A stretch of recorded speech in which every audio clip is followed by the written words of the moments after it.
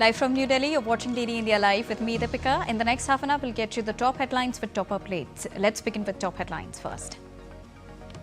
Iran apologizes to Gulf, but war surges across the West Asia as Trump warns of expanding targets. Balen Shah's RSP heads towards landslide victory in Nepal. Rivals trail far behind. Prime Minister Narendra Modi congratulates people and the government of Nepal. And India's External Affairs Minister Dr. S. Jaishankar says India's rise is unstoppable and it alone will determine trajectory of its growth.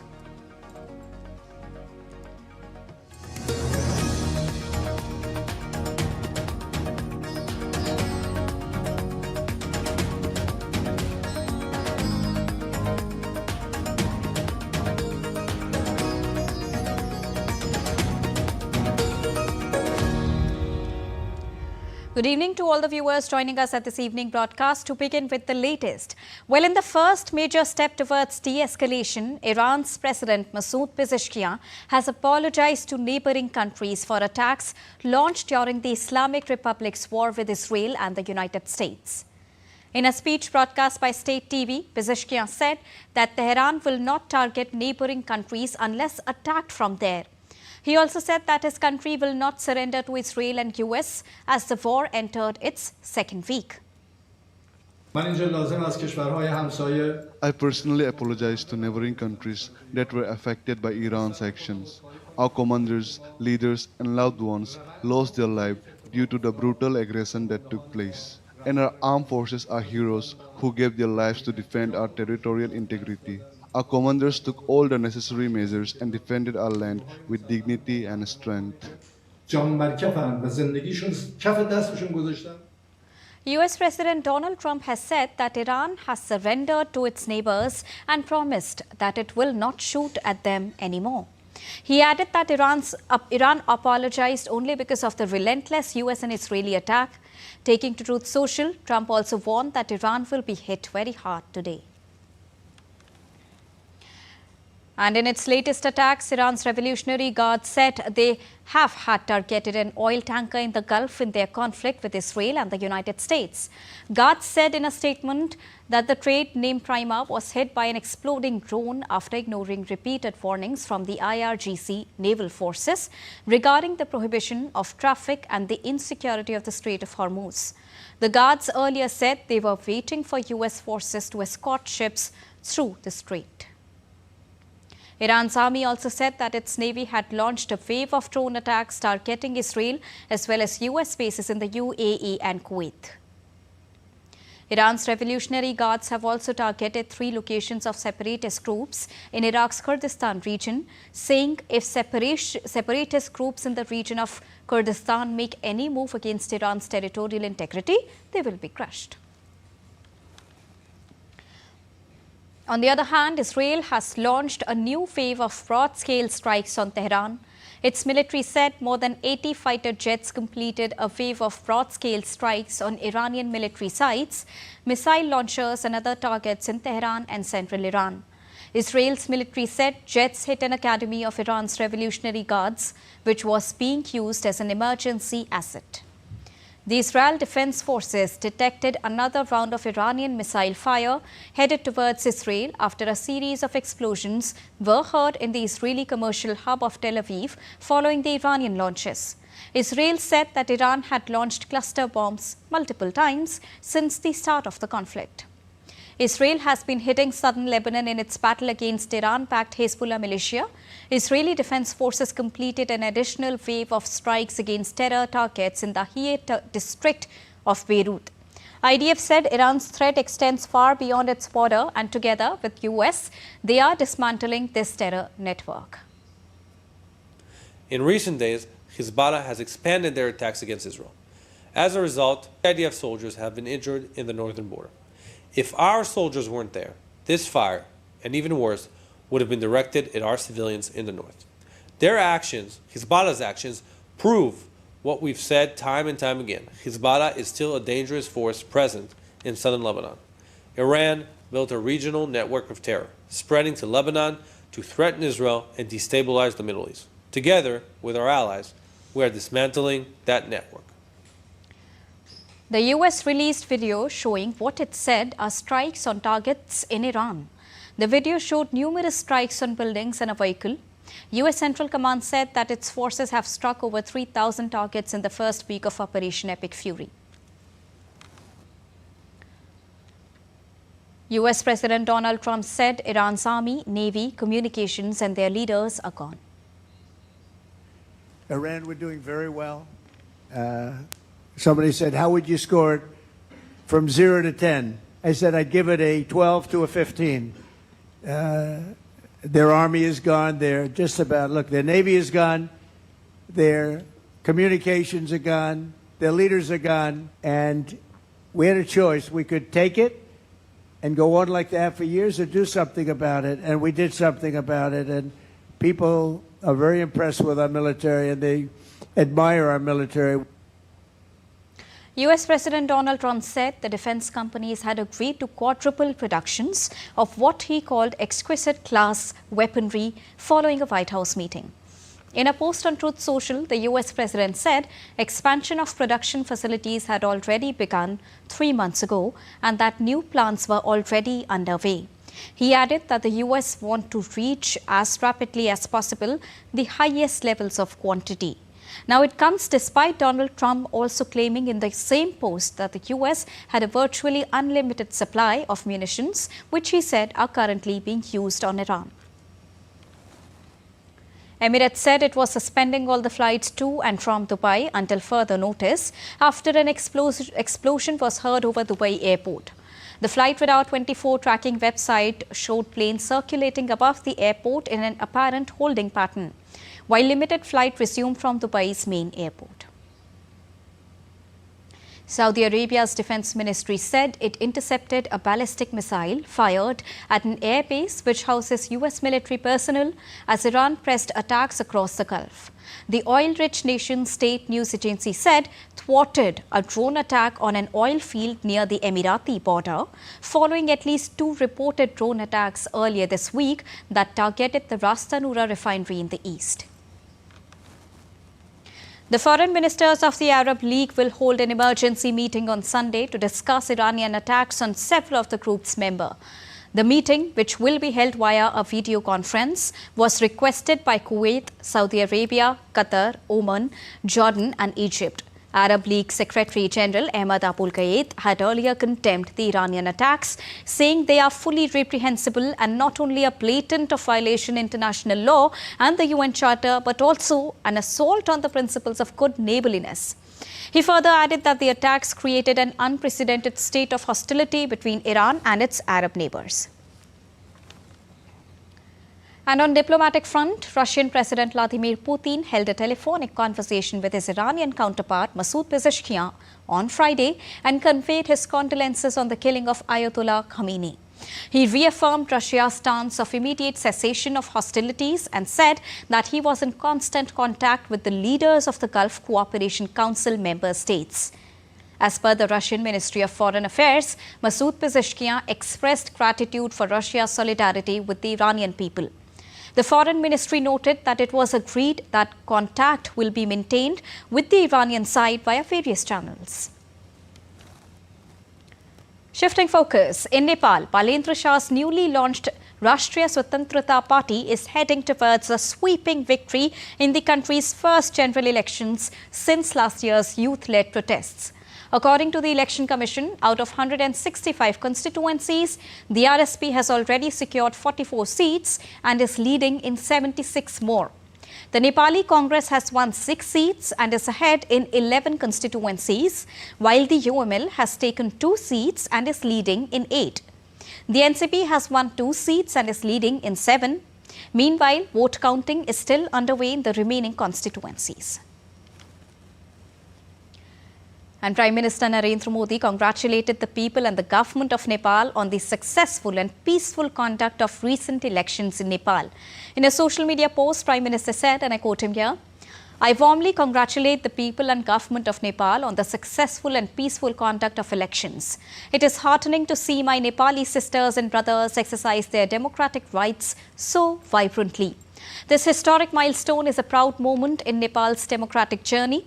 As a close friend and neighbour, India remains steadfast in its commitment to working closely with the people of Nepal and their new government to scale new heights of shared peace, progress and prosperity. Unquote. And now let's take a look at what else is making news across the world in brief. Thousands of Thai devotees gathered at Wat Bang Pra temple in Nakhon Pathom province for Thai Vai Kru, an annual festival honouring the late Luang Popan, a revered magic tattoo master. During the ritual, devotees ran, growled and shouted in trance, believing their sacred tattoos bring protection, luck and renewed spiritual power. The construction of a 9-meter-high black section of the Mexico-US border wall is underway between the US city of Santa Teresa in New Mexico and Ciudad Juarez in Mexico's Chihuahua state, marking another stretch of the barrier separating the two border cities. The 2026 Philadelphia Flower Show is underway at Pennsylvania Convention Center, filling the halls with vibrant gardens and floral displays. Visitors admire cyclamens, orchids and colorful tulips, photographing elaborate arrangements inspired by this year's theme called Rooted Origins of American Gardening and Reconnecting with the Nature After Winter Season. Time for a short break, but still to come on the other side. Prime Minister Narendra Modi addresses foundation stone-laying ceremony of Kota Airport. Finnish President attends the India-Finland business meet in Mumbai.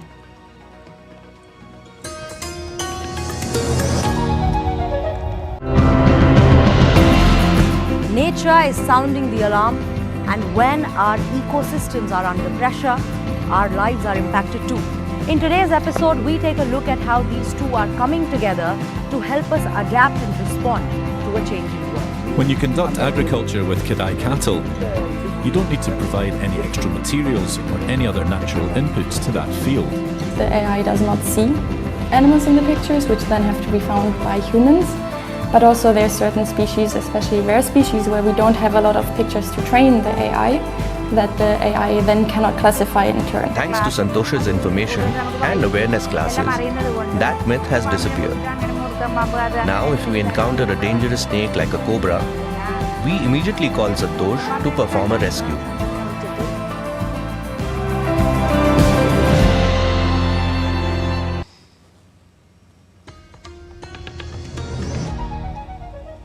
Welcome back. After that short break, you're watching DD India Live.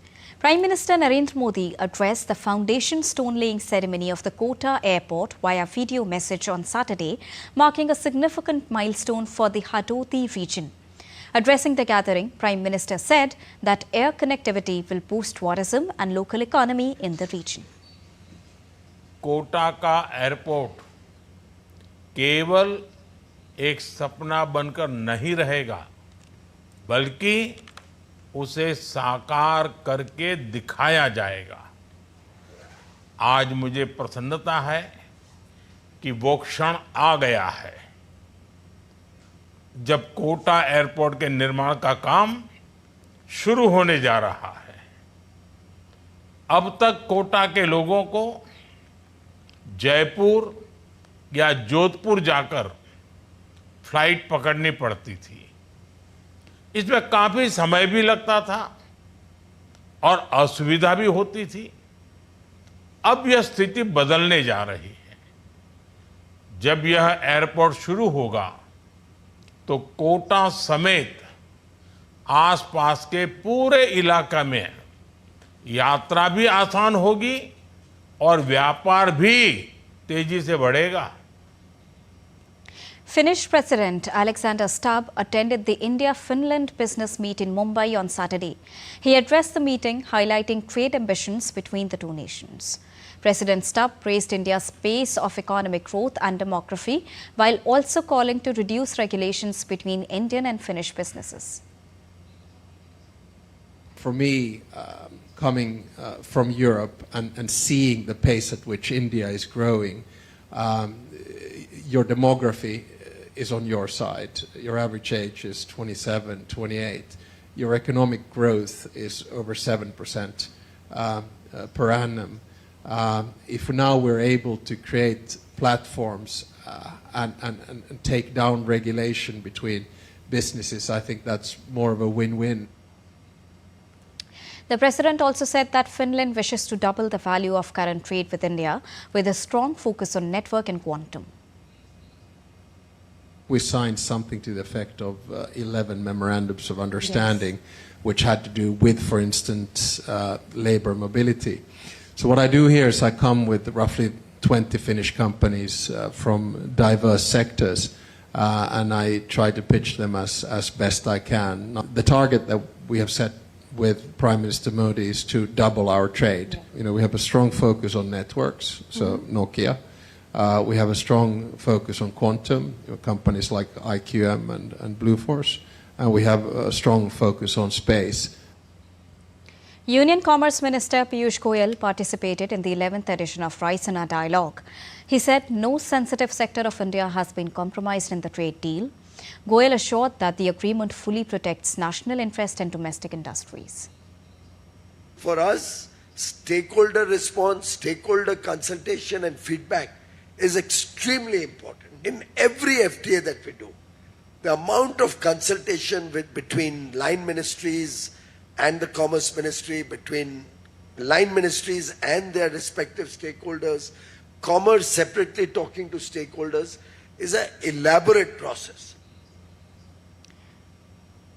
I can assure you, these 9 free trade agreements, I can say it on record, with all the courage that I have on my command, with all the responsibility. Not a single trade deal has India compromised on any sensitivity of any of our stakeholders. And in all of the trade deals, we have protected national interests. We have opened the doors to greater engagement. We have kept in mind sensitivities as well as a realistic approach. India's External Affairs Minister Dr. S. Jaishankar participated in Raisina Dialogue on Saturday alongside Foreign Ministers Parry Faure of Seychelles, Dhananjay Ritesh Ramphul of Mauritius, Vijita Herath of Sri Lanka and former Foreign Minister Marise Payne of Australia at the session Heart of the Seas, Future of the Indian Ocean. Speaking at the event, Dr. Jaishankar said India plays a key role in the Indian Ocean, fostering cooperation through the Indian Ocean Rim Association and other initiatives. While former Foreign Minister of Australia stressed that countries must adapt frameworks to meet emerging regional challenges. India has a particular salience when it comes to the Indian Ocean, and therefore a particular responsibility and a particular contribution. The fact that the Fusion Center in Gurugram has so many people, so many countries, so many representatives all here at this time willing to work together, willing to share, willing to create an integrated picture, says something about the Indian Ocean, but it says something about us.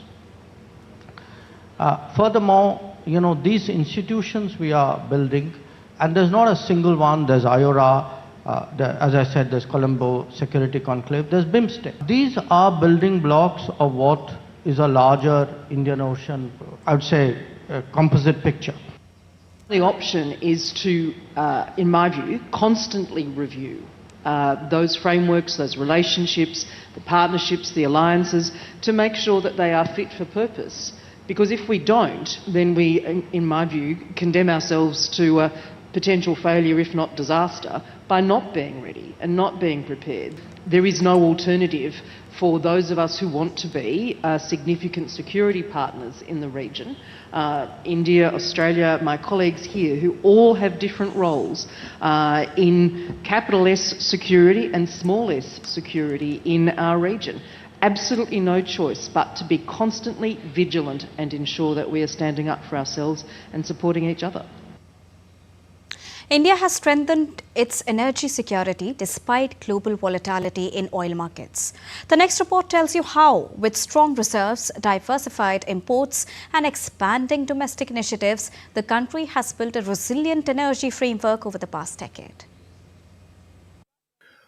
India today holds over 250 million barrels of crude oil and refined petroleum products, equivalent to nearly 4,000 crore litres, providing 7 to 8 week buffer across the energy supply chain. These reserves are strategically stored across underground caverns, terminals, and offshore storage, including key strategic petroleum reserve facilities at Mangalore, Padur, and Vishakhapatnam. Officials say these reserves act as a buffer during disruptions while regular imports continue. India has significantly expanded its energy partnerships, increasing crude sourcing from 27 to 40 countries across 6 continents. Only about 40% of India's crude imports pass through the Strait of Hormuz, while the remaining supply comes through alternative global routes. India also maintains energy partnerships with countries such as United States, United Arab Emirates, and Russia, ensuring a steady supply of crude oil. India's energy security is robust today.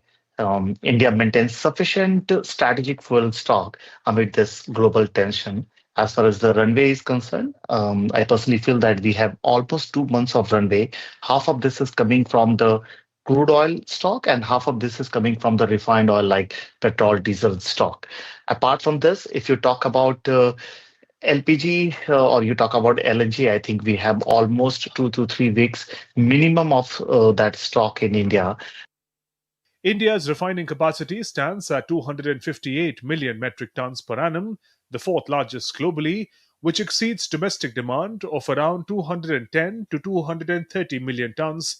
This capacity allows Indian refiners to process crude from multiple regions and also export refined fuels worldwide.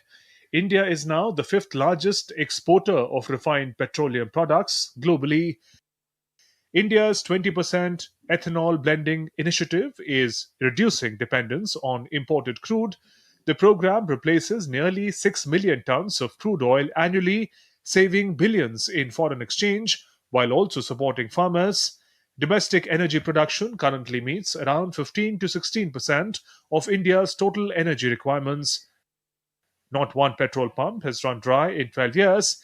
Retail fuel prices have remained stable for 4 consecutive years, despite extraordinary global volatility, a claim few of India's peer economies can make. Between February 2022 and February 2026, petrol prices in Delhi declined slightly by 0.6%, while diesel rose by just 1.15%.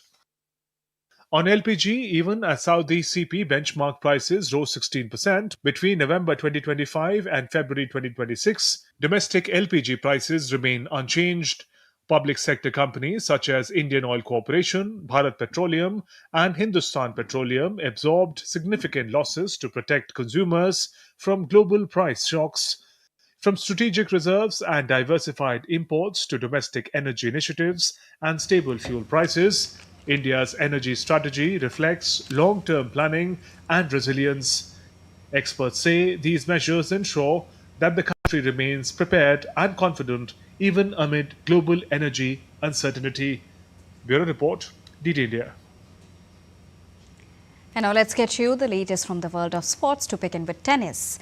Second-seeded Yannick Sinner cruised to the second round of the Indian Wells Open with a straight-set victory over Dalibor in his first match. The Italian, who received a first-round bye, won 81% of the points on his first serve, 75% on his second serve, and saved the lone break point he faced. Sinner is participating in his second event since losing to Djokovic in the semi-finals of the Australian Open. He was ousted in the quarter-finals at Qatar Open 2 weeks ago. Elsewhere, Gael Monfils bid an emotional farewell to Indian Wells as the popular Frenchman fell to Felix Auger-Aliassime. One of the sport's great entertainers, Monfils said the season would be his last and soaked in the atmosphere in California desert as the packed crowd gave him a standing ovation after his second-round exit. Known for his athleticism and flair, Monfils won 13 ATP Tour titles, the latest of which came in Auckland last year, nearly 20 years after his first in Poland in 2005. In other matches, fourth-seed Alexander Zverev began his Indian Wells Open campaign with a straight-sets victory over Matteo Berrettini. Francis Tiafoe defeated fellow American Jensen Brooksby and Canada's Denis Shapovalov, who beat Argentina's Thomas Martin to advance to the last 32. American sprinter Fred Kerley has been suspended for missing 3 years of competition anti-doping test within a 12-month period. The Athletics Integrity Unit said Kerley's missed tests qualify as whereabouts failure under the World Anti-Doping Code, which requires athletes in a registered testing pool to provide daily location details so they can be tested without notice. Now, 3 missed tests or filing failures in a year can trigger a sanction of up to 2 years. Kerley won silver in 100-meter event at Tokyo Olympic and bronze in Paris last summer. He also captured the 100-meter world title in 2022. And that's all for this edition of DD India Live. Do let us know your thoughts on the news of the day. For those on the go, you can get all the latest news and updates from India and across the world on DD India mobile app. The app is available on both Android and iOS platforms. Scan the QR code to download it right now.